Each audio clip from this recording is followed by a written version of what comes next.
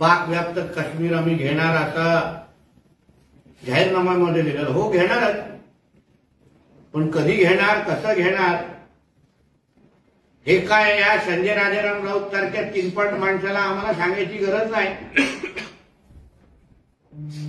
म्हणून देशाचे गृहमंत्री यांच्यावर टीका करण्यापेक्षा आणि अजित पवारजी, हसन मुश्रीफ, छगन भुजबळजींचे ओझे आम्ही उचलतो असं सांगण्यापेक्षा संजय राजाराम राऊतचे ओझे हे शरद पवार साहेब आणि उद्धव ठाकरेजींनी किती काळ उचलावे. कारण का हा संजय राजाराम राऊत आता सगळ्यांवरच डोईजड झालेला आहे, सगळ्यांचा त्रास झालेला आहे, सगळ्यांची गळ्याची हड्डी झालेला आहे. हे आता हळूहळू सगळ्याच महाविकास आघाडीच्या नेत्या मंडळांना कळून चुकलेलं आहे. म्हणून दुसऱ्या जणांना ओझे म्हणण्यापेक्षा तू तुझ्या उरलेल्या पक्षावर आणि तुझ्या कुटुंबावर जो ओझे झालेले आहेस त्यावर विचार कर आणि मग आपलं थोबाडू कर. बोला.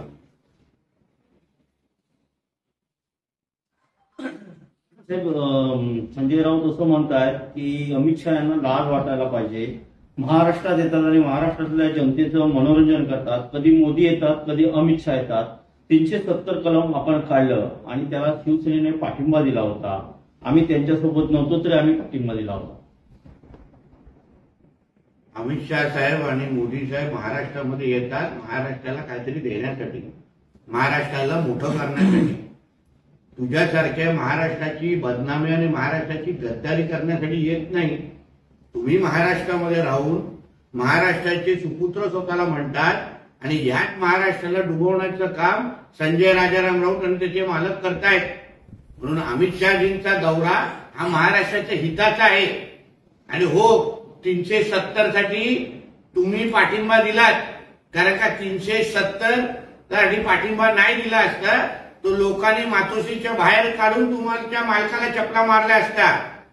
कारण का 370 हटवावं हे जसं वर्षानुवर्ष आपल्या सगळ्यांचं स्वप्न होतं, ते आदरणीय हिंदू हृदय सम्राट बाळासाहेब ठाकरेंचं पण स्वप्न होतं. म्हणून 370ला पाठिंबा हटवण्याचा जो पाठिंबा दिलेला आहे हे महाराष्ट्र देशाच्या हिताचा होता. आणि तुम्हालाही माहिती आहे की उद्या कशा चपला पडला असता म्हणून पाठिंबा दिलेला होता. संजय राऊत असे म्हणतात की अमित शहाने आपली स्मरणशक्ती व्यवस्थित करून घेतली पाहिजे. 370 कलम हटवून काश्मीरमध्ये काय दिवे लावले, काश्मीरचं नाव घ्यायची तुमची लायकी नाही. काय दिवे लावले ना, तर मी संजय राजाराम राऊतला सांगेन, एक हातात दिवा घे आणि 15 ऑगस्ट आणि 26 जानेवारीला जाऊन जरा बघ. तिथे जो फडकणारा जो काश्मीरच्या चौकामध्ये जो तिरंगा झेंडा आहे ना, तो मोदी सरकार आणि अमित शहाजींच्यामुळेच झालेला आहे, फडकतोय.